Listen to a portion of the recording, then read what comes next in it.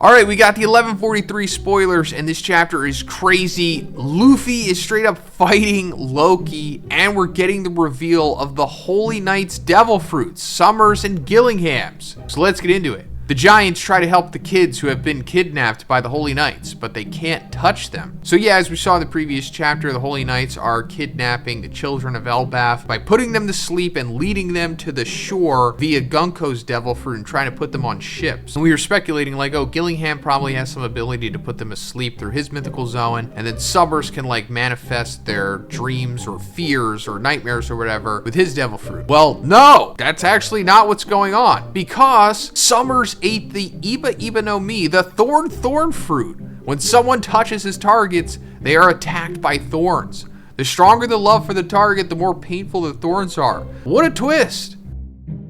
It's actually what we originally speculated Summers' devil fruit to be, because when we first saw his design, we saw that his sword handle had like thorns on it, and that's really all we had to really go off of at that point. So I was like, oh, maybe he has a thorn fruit, like a more advanced version of what we saw of the spike fruit from Miss Doublefinger back in Alabasta, and I guess that is the case. He does not have some kind of fear or nightmare fruit. Now, as for how this fruit works, I guess we'll go more into it in the full summary tomorrow if we get it, but considering that he is a Holy Knight, I'm sure it's really powerful, even though it doesn't really seem that way at first. Gillingham's fruit is the dragon fruit model Quillin, or Keelan, however you pronounce this.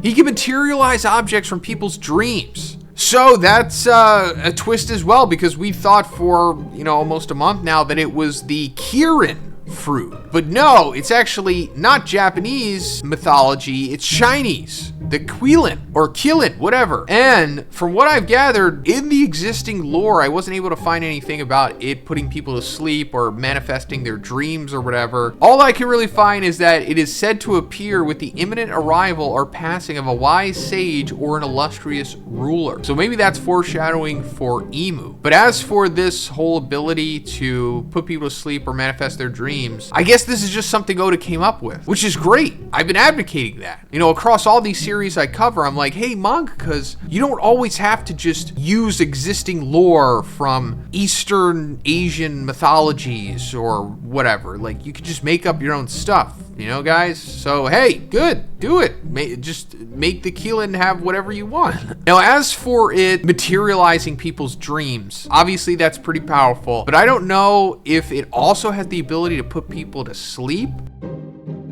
Because the Holy Knights are eating in the forest and forget the salt, so Summers thinks about it. Gillingham uses his power to put him to sleep and pulls salt out of his dream. So I guess that implies that he could do both. Like, he could just put you to sleep with his fruit and then materialize your dreams, which is completely busted. It's one of the best fruits we've ever seen, easily. On top of it just being a mythical zone. And as we always talk about, they have 17 abilities, so I wouldn't put it past him to have the ability to put you to sleep and then materialize your dream. It would already be busted to just materialize your dreams, and then he would have to put you to sleep another way.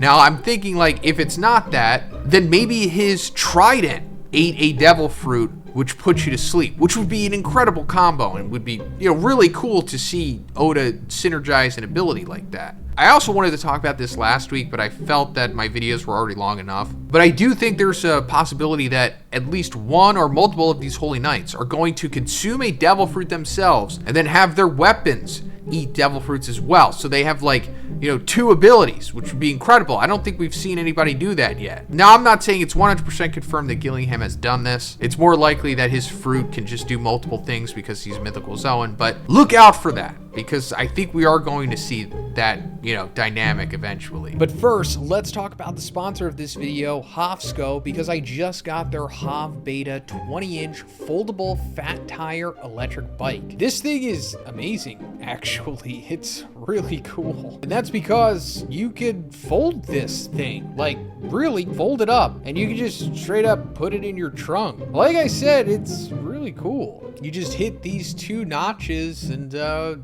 fold it up really easily, and it's not that heavy. I've only ever had normal e-bikes from Hofsco before, so this is really new and really convenient, because before I couldn't really take the bikes with me when I was traveling, but now I easily can. It has a 1300 watt motor, a 48 volt 15AH battery that has a range of 60 miles. It has a payload capacity of 450 pounds, great hydraulic brakes, and it has a top speed of 28 miles per hour. That's right, this thing is really fast. And it has this cool little throttle to where you don't even have to pedal. You can just hold it down and just zip away. It also has a convenient LED screen, as well as a headlight and a tail light. This thing is amazing for commutes or if you just want to cruise. It's just super convenient, and it's even cheaper than other folding e-bikes. So guys, you can get your very own HAV Beta 20-inch foldable fat tire electric bike by checking the link in the description, and make sure you use code BIGZ for $100 off.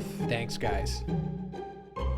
Back to Loki and Luffy's group. Luffy punches Loki with a weak blow and Loki faints.